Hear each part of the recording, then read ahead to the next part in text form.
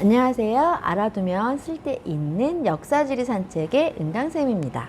자, 오늘은 조선시대 마지막 시간인데요. 지난 시간에 선조와 광해군 그리고 인조를 통해서 양란, 임진왜란과 병자호란을 우리가 살펴봤죠. 이번 시간에는 조선 후기의 개혁을 이끈 성군, 우리가 성군이라고 하면 일반적으로 영조를 제일 많이 얘기를 하는데요. 이 후기의 개혁을 이끈 인자한 왕, 훌륭한 왕이라고 할 수 있는 성군이라는 주제로 영조와 정조의 업적을 영화와 함께 살펴보도록 할게요. 자, 우리 지난 시간에 인조를 끝으로 했는데요. 인조 이후에 바로 영조 왕인 게 아니고요. 효종, 헌종, 숙종, 그리고 경종 다음에 영조예요. 특히 이 숙종은 여러분 굉장히 잘 알고 있죠? 장희빈으로 정말 유명한 왕이에요. 자, 사진을 보면요. 자, 누굴까요? 네, 바로 영조인데요. 연인군이었을 때의 영조 모습이고요. 그 다음에 그 이후의 모습입니다. 그리고 그 다음 그림은 바로 정조예요. 그림으로 봤을 때 굉장히 잘생겼죠? 예. 근데 이 정조는요, 이렇게 그림에서 보는 것처럼 이렇게 꽃미남 스타일이라기보다는 굉장히 우락부락하고 덩치도 큰 그런 장정 스타일이었다고 해요. 영조와 정조는요, 우리가 영화나 드라마를 통해서 굉장히 많이 접해본 인물이에요.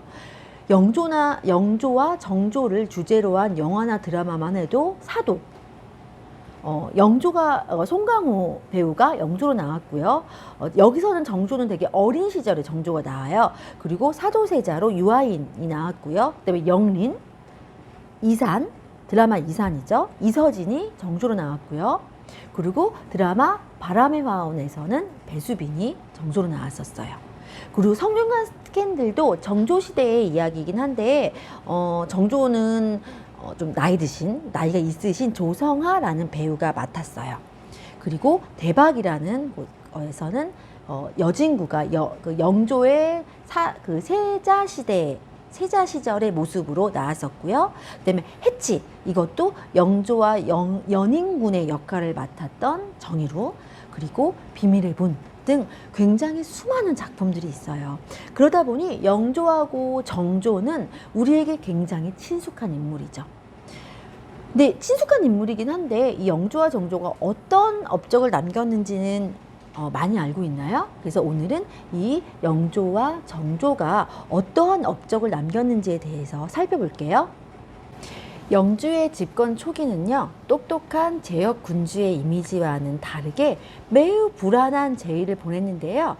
그 이유는 바로 영조의 전 왕이었던 경종의 독살설에 휘말렸기 때문이에요. 경종의 즉위 시절에 영조는 몸이 허약했던 경종에게 게장을 바치는데요. 경종이 이 게장을 먹고 얼마 되지 않아 사망하게 되죠.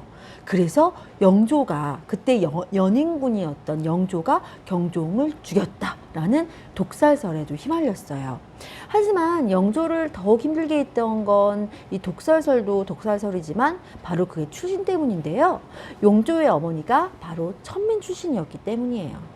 영조의 어머니인 숙빈 최씨는 신분이 매우 천했던 무수리 출신이었어요. 무수리는요, 궁녀보다도 더 낮은 위치에 있는 나인인데요. 잦은 심부름, 그러니까 심부름만 하는 그런 나인들을 우리가 무수리라고 해요. 영조는 어머니의 신분, 낮은 신분과 또 경종의 독살설, 이 두 가지 일로 인해서 즉위 초에 굉장히 많은 반대를 받아왔죠. 그렇기 때문에 영조는 누구보다도 학문 연구를 정말 열심히 했다고 해요. 그래서 왕권을 강화하고자 정책을 굉장히 많이 펼쳤죠. 그가 왕권을 강화하기 위해서 펼친 대표적인 정책이 바로 탕평책인데요. 탕평책은 임금이 어느 한쪽에 치우치지 않고 공정하게 정치를 한다는 의미로요. 당시에는 노론과 소론에 굉장히 대립하고 있었거든요. 근데 이 노론과 소론의 인물을 고르게 등용을 하였다고 해요. 그래서 이 영조의 이런 의지를 음식을 통해서도 굉장히 널리 알리려고 영조는 탕평채라고 하는 음식을 만들기도 했어요.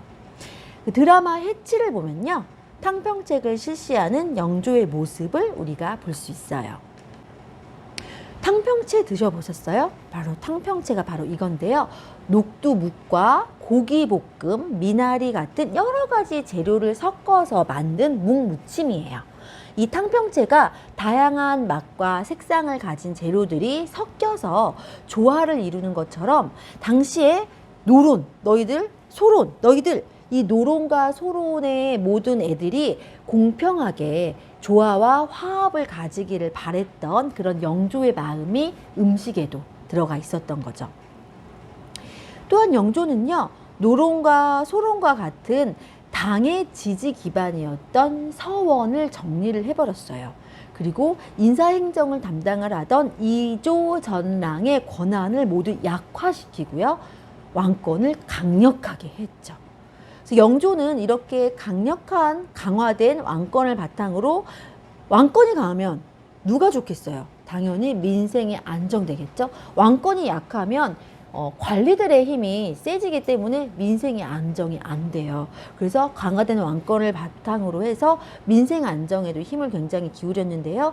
균역법을 실시를 해서 역에 대한 백성의 부담을 줄였다고 해요. 이 균역법이라는 건요, 뭐냐면 조선시대에는 군역이라고 해서 양인 남성들은 모두 세금을 내야 했어요. 이걸 우리가 군역이라고 하거든요. 그래서 16세부터 60세 양인에게 부과되던 세금이라고 우리가 이해를 하면 되는데요. 이게 2필씩 내던 군포를 한 필로 감했대요. 그리고 그 당시에 어떤 문제가 있었냐면요. 16세부터 60세 양인, 성인 남성에게만 부과를 됐는데요. 60세 이상이 됐거나 아니면 젊은 나이에도 죽을 사람들은 뭐 사고에 걸려서 죽을 수도 있겠죠. 이 사람이 죽었어. 근데 사망했는데도 계속 군역이 부과되는 백골징포, 그리고 16세 미만의 어린아이에게도 징수가 되는 황구 첨정, 그리고 이 군역이 너무 감당하기 힘들어가지고 도망을 갔어요. 도망을 갔더니 그 도망간 자의 친척에게 징수를 하는 족징, 그리고 이웃이 도망을 갔어. 이 군역이 너무 힘들어서, 세금 내기 너무 힘들어서. 그러면 그 사람의 이웃에게 연대 책임을 지어서 징수를 하는 인징, 이런 것들이 너무 많이 일어나니까 누가 제일 힘들었겠어요? 그쵸? 바로 백성이 제일 힘들었어요. 그래서 이런 조선시대 군역의 부담을 경감하기 위해서 만든 게 바로 균역법이에요. 자, 균역법을 실시를 해서 이 역에 대한 백성들의 부담을 줄였고요. 또 지나친 형벌도 금지했다고 해요. 특히 신문고를 부활을 시켜서요. 백성들이 억울한 일을 당할 때, 왜 우리 사극 같은 거 보면 막 북을 치죠. 그래서 신문고에 북을 쳐서 왕에게 직접 호소할 수 그러니까 왕에게 직접 호소할 수 있도록 그 길을 마련을 해줘서 백성들의 이야기를 직접 귀를 기울여서 듣고자 했던 거죠. 이렇게 개혁적인 정책들을 통해서 강력한 왕권이 확립이 됐던 영조는요, 조선 왕 중에서 가장 오랜 시간 재위 기간을 지낸 왕이기도 해요.